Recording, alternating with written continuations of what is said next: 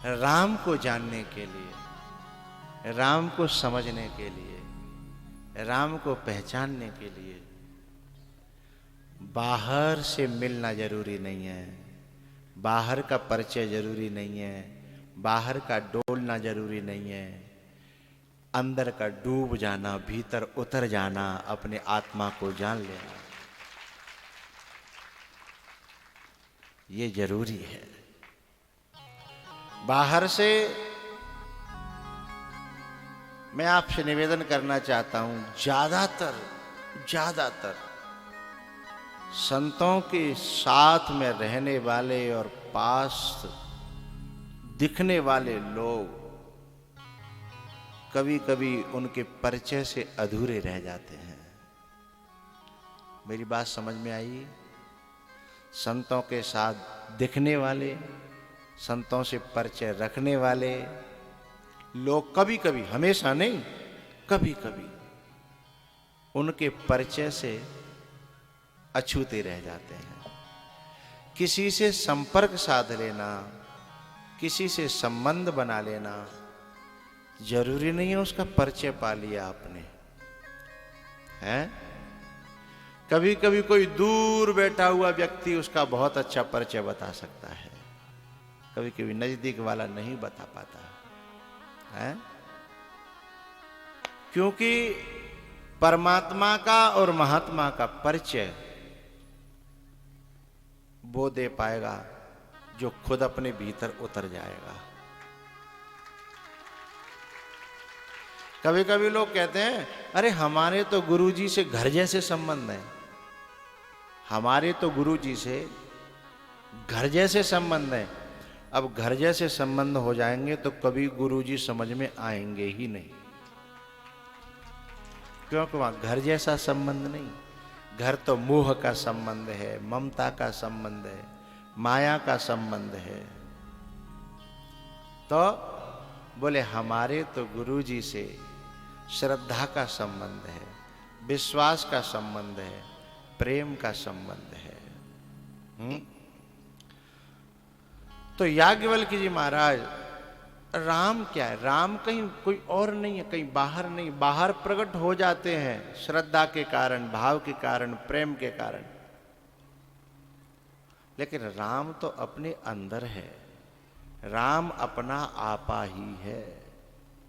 और जो भीतर उतर गया, जो भीतर डूब गया, गहराई में चला गया, तो जो ऐसा नहीं है कि भरद्वाज जी को राम जी का ज्ञान नहीं है, लेकिन भरद्वाज जी ने जैसा समझा है, जैसा जाना है, जैसा माना है, क्या यह सही है, इस बात को कन्फर्म करने के लिए याज्ञवल्क्य जी से प्रार्थना कर रहे हैं। बात समझ में आई? क्योंकि हमारी बुद्धि तो संसार के न जाने कितने लोगों के संस्कारों से संस्कारित होती है, और हम जैसा किसी का परिचय समझते हैं उसका परिचय वैसा ही हो ये जरूरी नहीं है। क्योंकि असली परिचय कौन दे पाएगा? जो निष्पक्ष होगा। इसलिए शब्द आया, जाग बलिक मुनि परम विवेकी। विवेकी का मतलब होता है, विवेक मतलब होता है सत्य और असत्य को अलग अलग करके जानना और दोनों में समता का भाव रखना, दोनों का दृष्टा बनना, अलग अलग करके देख पाना।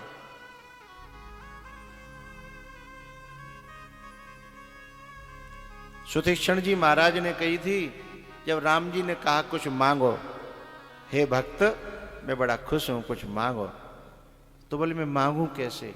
अभी मेरे को यही नहीं आता कि झूठ क्या है और सांच क्या है। समझ न परे झूठ का सांचा। अभी हम तुमसे कह दें भगवान प्रकट हो जाए तो क्या मांगोगे? अरे सत्य और असत्य का निर्णय तो हो जाए तब तो मांगने लायक हो पाओगे, हैं? तुलसीदास जी रोजाना शौच जाते जंगल में, बनारस की बात है, शौच जाते लोटा में पानी लेकर के खेत में लौट के आते, थोड़ा पानी बचता है तो एक पेड़ पर गिरा देते।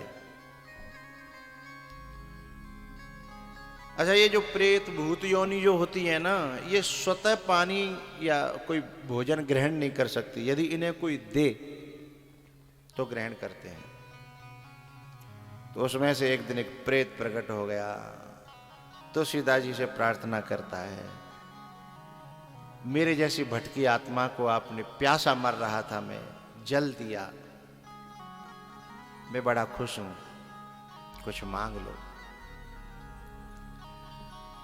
कुछ मांग लो मुझसे, मैं आपकी सेवा करना चाहता हूं, यानी ऋण को उतारना चाहता हूं। वैसे जो लोग काऊ को पैसा खा जाते हैं, वे भूतनते हुए बीते हैं। भूत भी कह रहा है, प्रेत भी कह रहा है कि मैं तुम्हारा ऋण रखना। और आजकल के लोग तो पता नहीं प्रेतन के बाप है गए हैं। एक आदमी तो ऐसा, अब तो हमारी दुनिया से चला गया, कहीं से भी कर्जा मिल जाए, कितना भी मिल जाए, मैं कहता तुम्हें उतारने का डर नहीं है? बोले तब की तब देखी जाएगी।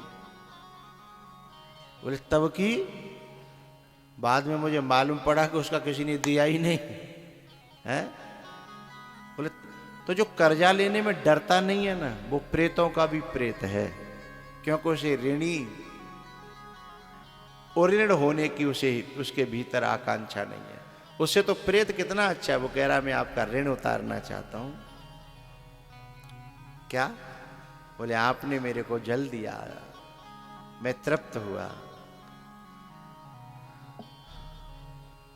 तुलसीदास जी बोले कि देना चाहते हो तो मैं मांगता हूं आपसे, मुझे राम जी के दर्शन करा दो। अब भूत बोले कि बिना के मात तो हम कहाँ पता है, वहां तो हम जा ही नहीं सकते, और फिर हम ही ना मिले, हम तुम्हें कहां से हैं?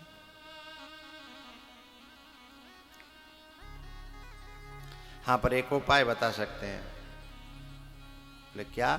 बोले ऐसे ऐसे हनुमान जी का रास्ता दिखा देंगे और हनुमान जी तुम्हें राम का रास्ता दिखा देंगे।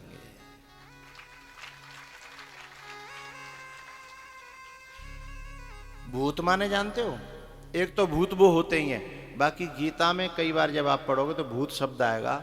ये सारी संसार की जड़ वस्तुओं को भूत कहते हैं, जड़ वस्तुओं को, और इन सब शरीरों को भी भूत कहते हैं, वस्तुओं को भी भूत कहते हैं। और पंच महाभूत तो हैं ही, छित जल पावक गगन समीरा, ये पंच महाभूत हैं, और ये सब चीजें भूत हैं। समझिएगा मैं कहना क्या चाहता हूं। हम यदि हमें भगवान मिल जाए तो हम भगवान से भूत मांग लें, लेकिन तुलसी को भूत मिल गया तो भूत से भगवान को मांग लिया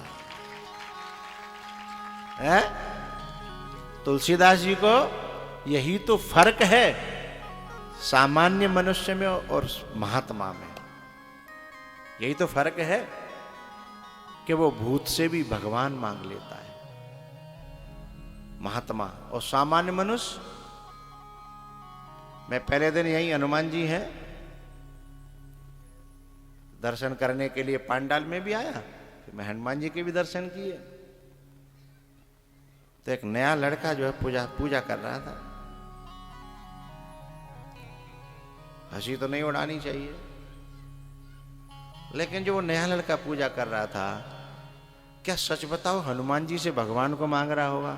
अनमैरिड था, ये और बता दूं आपको, अनमैरिड था। अब क्या मांग रहा होगा तुम ही समझ लो।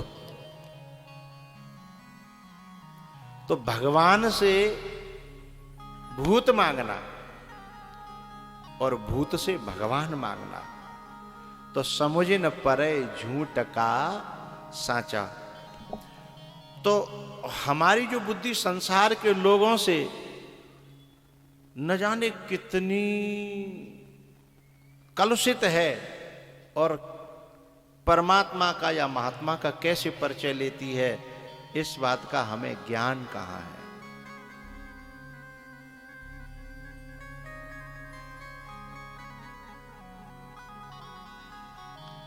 हनुमान जी महाराज,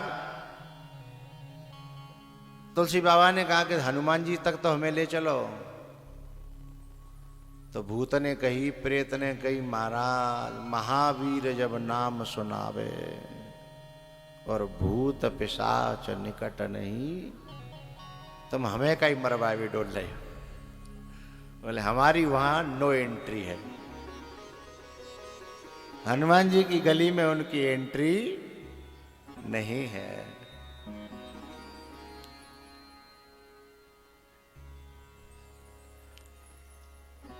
तो जो भरद्वाज जी महाराज है ना, उन्होंने राम जी के दर्शन किए हैं, उन्हें समझा है, जाना है, लेकिन फिर भी प्यारे, जब तक कोई याज्ञवल्क्य जैसा आत्मज्ञानी, ब्रह्मज्ञानी, आत्मज्ञानी, ब्रह्मज्ञानी, तत्वज्ञानी महापुरुष तुम्हारे ज्ञान पर मोहर न लगा दे, तब तक अपने ज्ञान को सही मत समझिएगा। और जैसा हमने समझा है, जाना है, पहचाना है, महापुरुष वैसा वैसा बताए और तुम्हें अनुभव में उतरता जाए कि बिल्कुल सही कह रहे हैं, बिल्कुल सही कह रहे हैं। जैसे कभी कभी आप लोग कहते हैं ना, बोले गुरुजी ऐसी बात कह देते धरी सी। अरे तुम्हारे जीवन का अनुभव है और मैं जो कहना चाहिए सत्य वो कह रहा हूं, और जब वो धरी सी बात लग रही है तो समझना हम सही मार्ग पे चल रहे हैं, हमारा रास्ता सही है। मैं कभी कभी कहता हूं ना कि रामायण पढ़ते समय जिसके रोंगटे खड़े हो जाएं, समझना रामायण उसके ऊपर कृपा कर रही है। रामायण पढ़ते समय आंसू आने लगे, समझना मां कृपा कर रही है। रामायण शुरू करो जमाइया में तो घबराना नहीं। क्यों? बोले शुरुआत में तुम कहीं बैठोगे और पानी के छींटा मारोगे तो वहां जो भी कीड़े मकोड़े होंगे पहले भागेंगे ना। तो उवासी से हमारे पाप भागते हैं रामायण को देख करके। संशय विहग उड़ावनहा,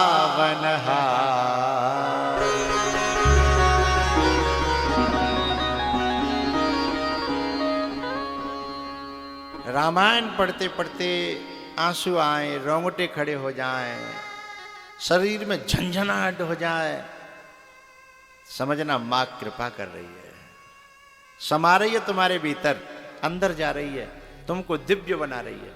दीर्घ जीवी नहीं, दिव्य जीवी बनाती है ये। अमृत तुम्हारे अंदर रसायन बना रहा है, कथामृत है ना, रसायन बना रहा है? तो जब जीवन में हमारे उतरे ज्यों के त्यों, तो फिर समझिएगा कि हमारा रास्ता बिल्कुल सही है। अपने ज्ञान को कभी भी संसार के लोगों में मत शेयर करना। नहीं, संसार के लोगों ने ठप्पा लगा दिया तो फिर महापुरुष को बड़ा मुश्किल हो जाएगा उन 10 लोगों के ठप्पा को मिटाना। समझ रहे हो ना? संसार के लोगों ने तुम्हारे ज्ञान को ठप्पा लगा दिया, क्योंकि संसार के तो जैसे हैं ना वैसे पे ही ठप्पा लगाएंगे। हैं? पीने वाले के 4 दोस्त मिल जाएंगे, पीने वाले तो कहें यार क्या इंसान है, दिलदार है, एक दिन में 4 बोतल खुलवाता, वाह तेरे जैसा इंसान तो पूरे ग्वालियर में नहीं है। अब ठप्पा लग गया, अब का मिटेगा वो। अब गुरुजी खूब कहें कि बेटा गलत काम है, गलत काम है। अरे गुरुजी अकेलो पकड़ो, 4 यार मेरे ऐसे हैं। संसार के लोगों से ठप्पा मत लगवा लेना, है ना।